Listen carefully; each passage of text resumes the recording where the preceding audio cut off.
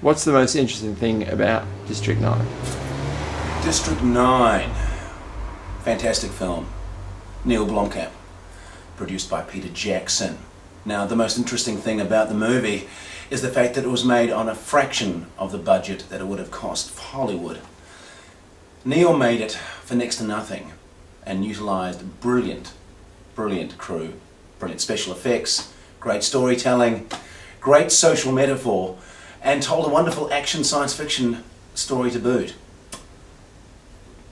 It's funny and it's exhilarating, and it was the best film of last year. I really enjoyed it, and what I enjoyed the most about it was visceral, and it was kinetic, and it was blackly comic, and it had great special effects. And let's face it, if we're watching a special effects film, we're watching a science fiction film, we want great special effects. District 9 came about because well, Peter Jackson was going to do an adaptation of the video game Halo. Very popular futuristic combat game. I've never played it, but it's very popular.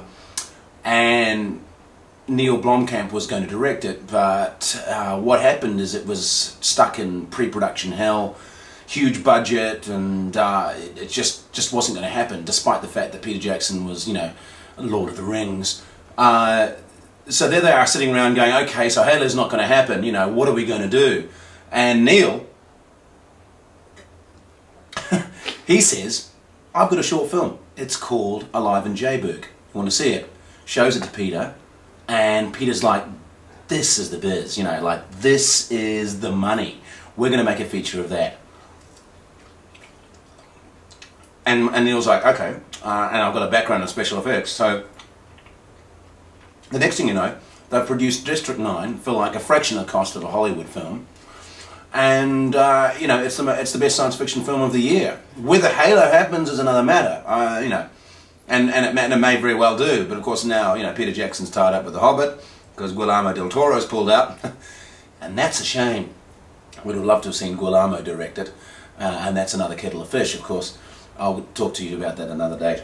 In the meantime, I'm enjoying this fabulous Sangiovese and a rather tasty piece of pizza. District 9 special effects, the CGI work, the integration between CGI and the live action stuff is sensational. What we're talking about now is movies that have got a photorealism. It's not just compositing where something in the background or in the foreground is just placed there. We're now talking about focus and lighting that now makes it look indistinguishable from anything else within the shot.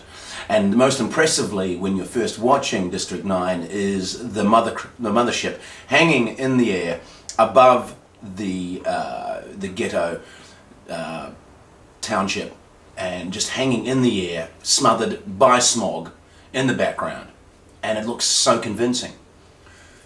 But another element that I love is the production design, and it is stunning.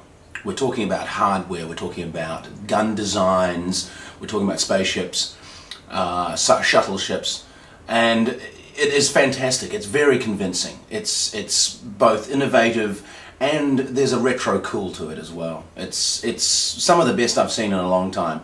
I grew up with Star Wars and Blade Runner, and I'm great fans of this, but it's great to see a level of innovation on board with District 9, particularly, for example, the weapon that uses a magnetic field to gather all the bullets that have been fired in the room into a circle held in a magnetic field, and then at the pull of the trigger blurted back in some kind of outrageous Gatling gun kind of effect. You know, great stuff, great stuff. So I came out of the screening of District 9 and I was exhilarated. I had not seen a science fiction film of that caliber for as long as I could remember. Was it the best science fiction film I'd ever seen? Probably not, but it's very high, and immediately I had to kind of compare it to other science fiction films that I rate really highly. You know, my favourites being Blade Runner, Star Wars Episode 4 I saw when I was 9, and that changed my life. I'm also a great fan of some of the more kind of intellectual science fiction films like Solaris and THX 1138. And then I also like some of those older ones, The Time Machine, Planet of the Apes. That's kind of cool as well. So in amongst all that, District 9 taps into several genres. It's an action film. It's even a little bit of horror because there's some gore, and it's got a great sense of hardware. It's a great science fiction film, and I think in years to come it will. Well, it already is an instant classic. It'll hold a cult following as well, just as most of the films I've already mentioned. Other ones like The Man Who Fell to Earth. That's a great film. But yeah, District 9, definitely worth seeing.